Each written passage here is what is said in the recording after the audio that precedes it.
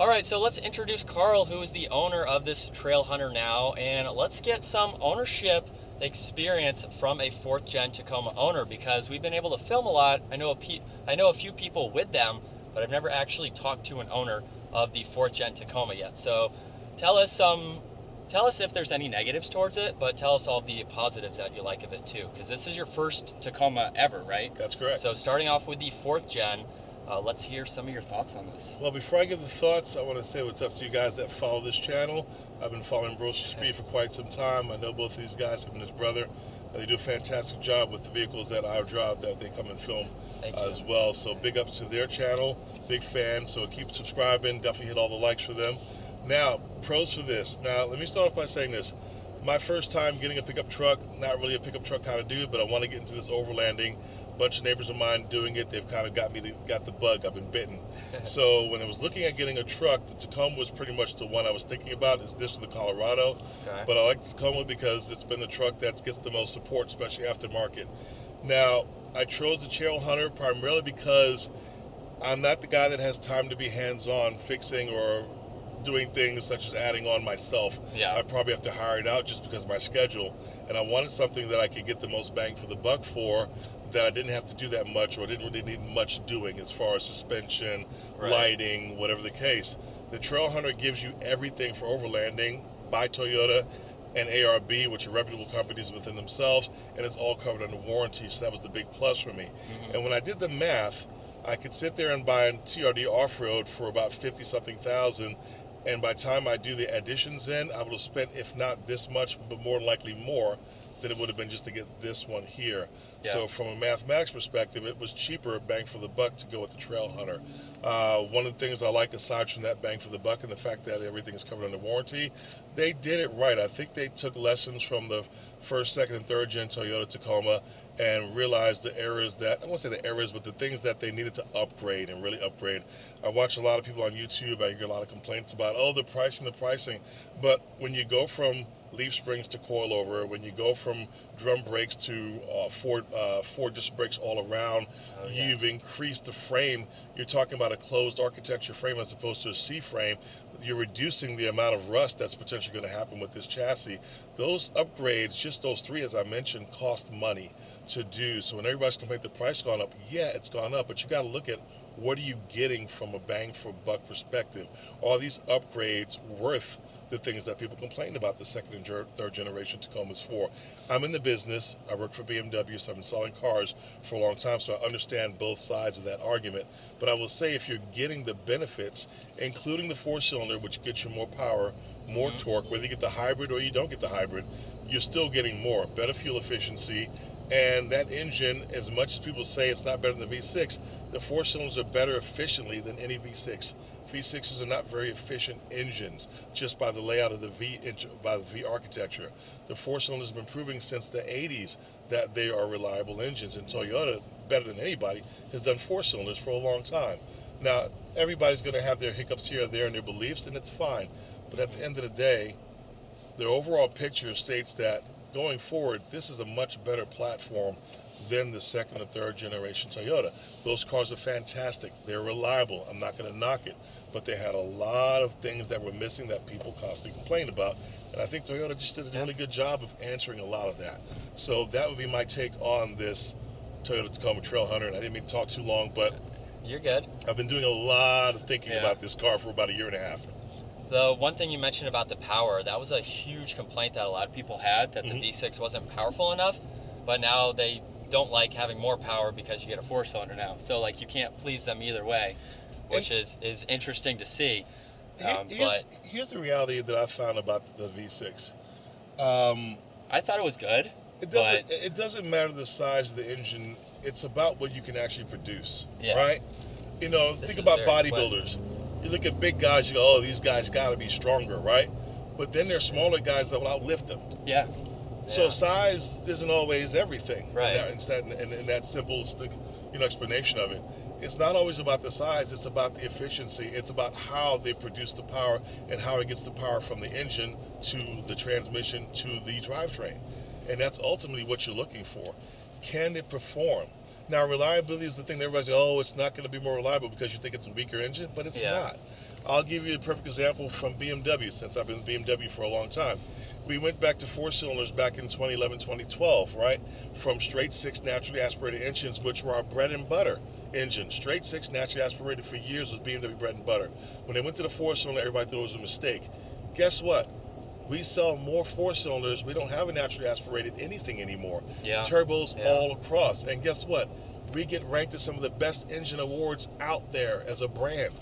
If you're familiar with the B46 or the B58 engine, that's BMW's engine that also powers the Toyota Supra, which has gotten rave critical reviews, about the performance of that.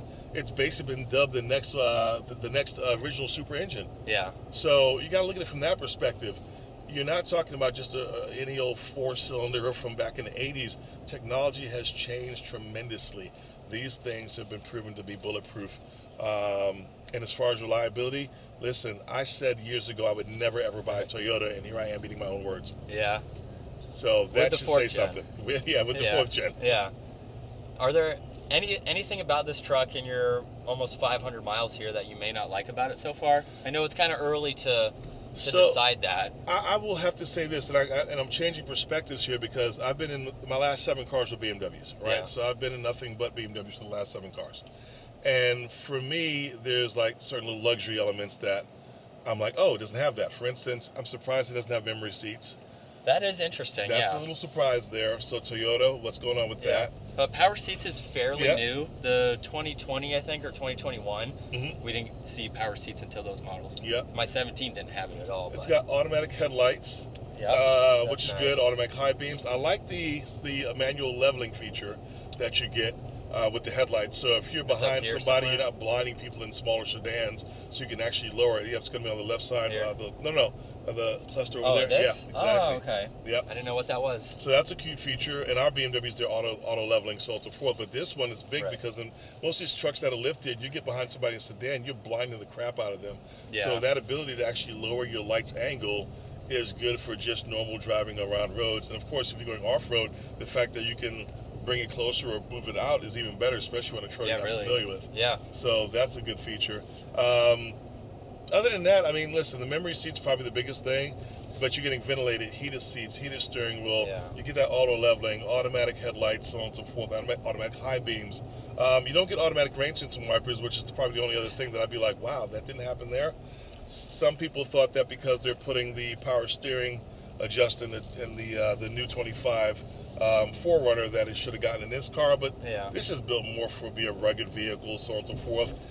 Is it necessary? No. Yeah. We've got BMWs that don't have power adjust steering, so no one really complains about it. But other than that, I mean... Yeah, it's hard even for me, as I've been able to drive a lot. It's hard for me to spot anything that I don't like about it. Yeah. Like everything on the interior, at least, is a huge step up from my 3rd gen, and everything that I would have wanted as an upgrade myself. So there's really nothing to knock because of, I think they did a great job with just the overall update for the interior as well.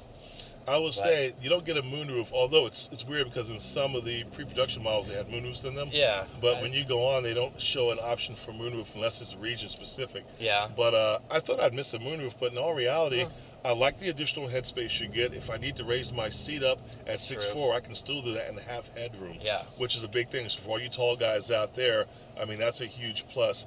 I literally drove 7 hours from Pennsylvania from the dealership I got it from back here to North Carolina, and it was raining the whole daggone time, but the ride was comfortable. It was in 2-wheel drive, obviously, and the traction on the car was stable, and we were going through some heavy deluges of rain, kicking up water here and there, and the car was stable. I didn't feel it slipping one way or the other. It just felt like one of my BMWs I've been driving for years. It was just very stable with the suspension. Good feel, great feel, comfortable. I didn't get out of the car feeling funny or tired or anything like that. The seats are extremely comfortable. Like I said, the you know, and when you look at, say, the TRD Pro, not the Pro, but the TRD Off-Road, sorry, and the other trims, you know, you're not getting some of the additional touches up here, like on the armrest.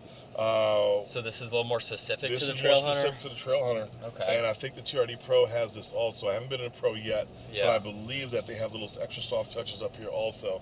But Yeah, again, that is nice. that's the bang for the buck that you're getting. Is $65,000 a lot to pay for a truck like this? Absolutely. But at the end of the day, I don't have to mod it.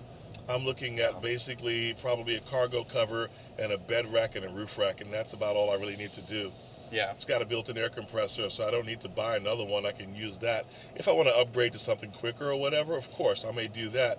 But initially, especially for me, honestly, being brand new to this segment, you know, this whole off-roading thing is going to be an adventure for me. Yeah. So not having to worry about, oh my God, I got to buy this, I got to buy that, I got to buy that, I got to buy this, is a kind of a big relief. And I feel like, you know, it's like that, you buy once, cry once, but it's worth it because it's usable and it's covered under warranty. And I'll, you know, maybe 4 years from now, I'll upgrade some stuff and maybe have some different stuff on here. But out of the box, I can't ask for anything better. Yeah, that's awesome to hear.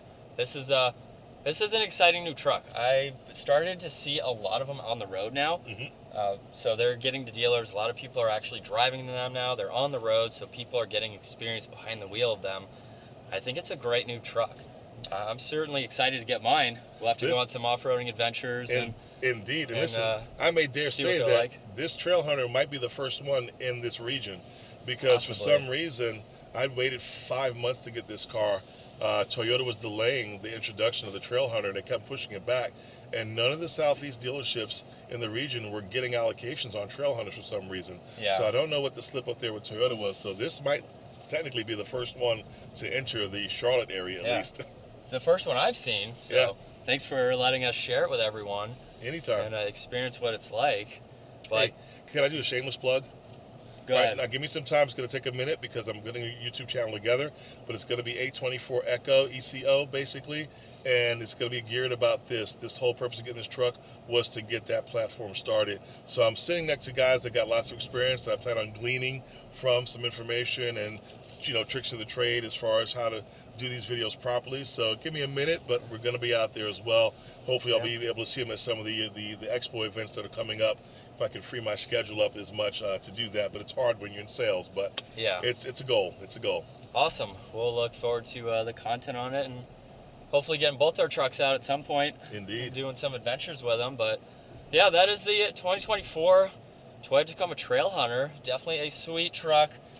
Stay tuned for my truck as well, and then hopefully we can even do some comparisons, see the differences between maybe the interior quality or something like that. I don't know if he's told you guys, but he's got a dilemma on color, so I'll let him put that on his channel and you guys figure.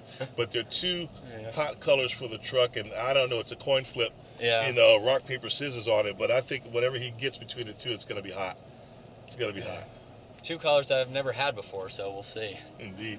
But that's going to wrap it up. Hope you guys enjoyed today's video. Give Carl a follow on that platform. Coming soon. Yep, coming soon. And we'll see you guys in the next video.